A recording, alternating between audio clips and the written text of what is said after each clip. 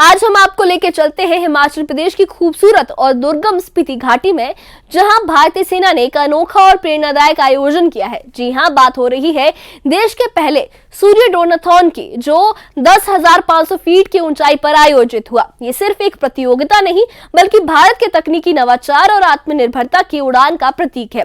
Drone जो आज युद्ध से लेकर आपदा राहत तक हर क्षेत्र में अपनी ताकत दिखा रहे हैं, अब स्पीति की वादियों में भारत की नई तस्वीर पेश कर रहे हैं। इस आयोजन में सेना, स्टार्टअप्स और स्कूल के छात्रों ने मिलकर दिखाया कि भारत का भविष्य कितना उज्जवल और नवाचारी है। आइए इस खास रिपोर्ट में हम आपको दिखाते हैं कि कैसे स्पीति की ये पहल सरहद को सिर्फ सुरक्षा का नहीं, बल्कि इनोवेशन और प्रगति का केंद्र भी बना रही है।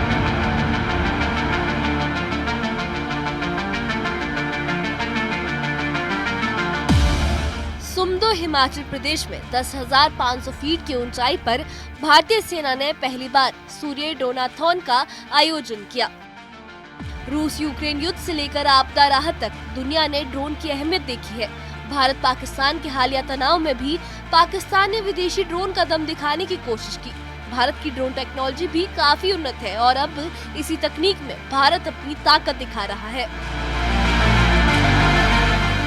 इस हाई एल्टीट्यूड ड्रोन प्रतियोगिता में सर्विस टीम्स, स्टार्टअप्स और युवा इनोवेटर्स ने हिस्सा लिया। सेना ने स्थानीय युवाओं को जोड़ा और देश में बने ड्रोन सिस्टम्स को कठिन हालात में परखने का मौका दिया।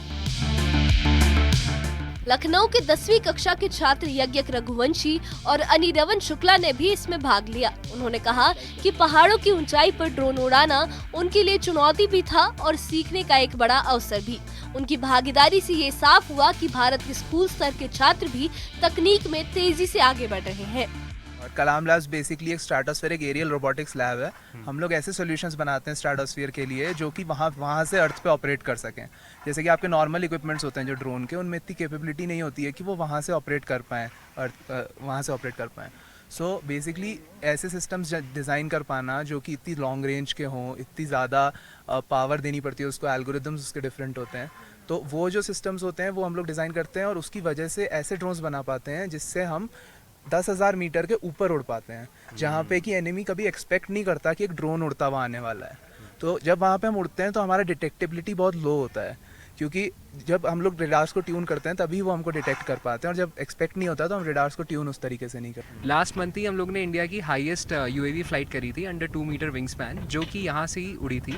एंड हम लोग 10 किलोमीटर ऊपर सीधे ग्राउंड से चले गए थे, जो कि एक नॉर्मल कमर्शियल फ्लाइट का लेवल होता है। एंड 2 मीटर के अंडर आप इतने छोटे ड्रोन को अगर इतने ऊपर ले जा पा रहे हैं तो ये एनिमी के लिए डिटेक्शन में भी दिक्कत है, प्लस अगर डिटेक्ट कर लिया तो उसको ऊपर जाके डिस्ट्रॉय करने में भी कॉस्ट फैक्टर उनके लिए फीजिबल नहीं है। जो ड्रोन हम डिप्लॉय कर रहे हैं इतने ऊपर, वो ना सिर्फ 10 किलोमीटर ऊपर उड़ पाते हैं, बट हम लोग अपने lighter than air deployment method से 30 किलोमीटर से उनको भी प्रक्षेपित करते हैं।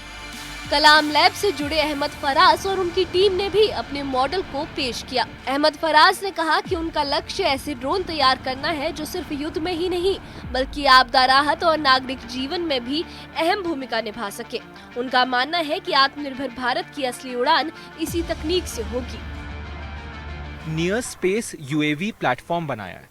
जैसे कि आपने आज तक देखे होंगे ऑपरेशन सिंदूर में कि ड्रोन्स उड़ रहे हैं 4,000-5,000 मीटर एल्टीट्यूड में उड़ रहे हैं और कभी मिसाइल से गिरा दिए जा रहे हैं, कभी कुछ हो जा रहा है उनके साथ। तो ये सारी प्रॉब्लम्स एक साथ हमने सॉल्व कर दी। हम लोग ने ऐसे यूएवीज बनाए जो कि 1 लाख फीट पे उड़ते हैं। ये इतना ऊपर हो जाता है कि बिल्कुल एज ऑफ स्पेस कहलाया जाता है यहाँ पे, और इतना मुश्किल कि शायद से इंडिया के जो S-400 सिस्टम्स है उनके लिए भी टफ हो जाए उतना हिट करने में। तो जब हम लोग ने ये वाली सुपर पावर, आप समझ सकते हैं, एक तरह से इंडियन मिलिट्री को दे रहे हैं हम लोग, और इसका वो लोग यूज़ करके सर्विलेंस मिशंस कर सकते हैं, ISR, कामेकाजी, इवन मेटेरोलॉजिकल कर सकते हैं। तो यही हम लोग काफ़ी टाइम से हम लोग बिल्ड कर रहे हैं इंडियन आर्मी के साथ, अलग अलग जगह जाके we have demonstrated, procure every all of those stuff. And सबसे ज़्यादा सपोर्ट सर हम लोग को सेंट्रल कमांड से मिला है, because of the terrain also, right. आप देख सकते हैं अपने चारों ओर जिस तरह की माउंटेन्स, यहाँ पेड़ भी नहीं उग रहा है ना, और दूसरी तरफ चाइना है हमारे तरफ, है ना। तो हमें बिल्कुल बेस्ट एडवांस सिस्टम्स चाहिए होते हैं, तो इसीलिए हम लोग को काफ़ी सपोर्ट के लिए, not only for this dronathon, but हम लोग को कंसिस्टेंटली यहाँ पे बुलाया जाता है, because our systems, I mean, are something which truly match or perhaps exceed the capabilities of our adversary over the border, sir.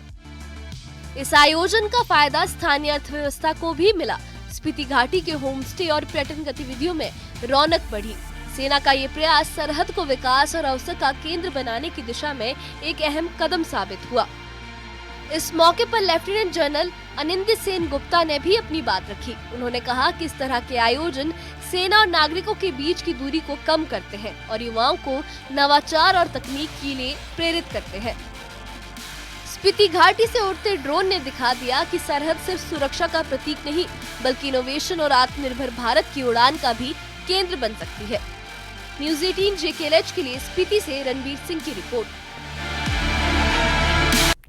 Spiti घाटी का ये सूर्य ड्रोनाथॉन सिर्फ एक आयोजन नहीं बल्कि भारत की उभरती तकनीकी युग की एक झलक भी है। 10,500 फीट की ऊंचाई पर उड़ते ड्रोन्स ने न सिर्फ तकनीक की ताकत दिखाई है बल्कि ये भी साबित किया है कि भारत का युवा, चाहे वो स्कूल का छात्र हो या स्टार्टअप का इनोवेटर, नई ऊंचाइयों को छूने के लिए तैयार है। भारतीय सेना का ये प्रयास न सिर्फ सरहदों को सुरक्षित रखने का एक जरिया है बल्कि स्थानीय अर्थव्यवस्था को मजबूत करने और युवाओं को प्रेरित करने का भी एक जरिया बना है। स्पीति की वादियों में बिखरी ये रौनक होम स्टे और पर्यटन को भी बढ़ावा देने के साथ साथ आत्मनिर्भर भारत की उड़ान को और मजबूत कर रही है।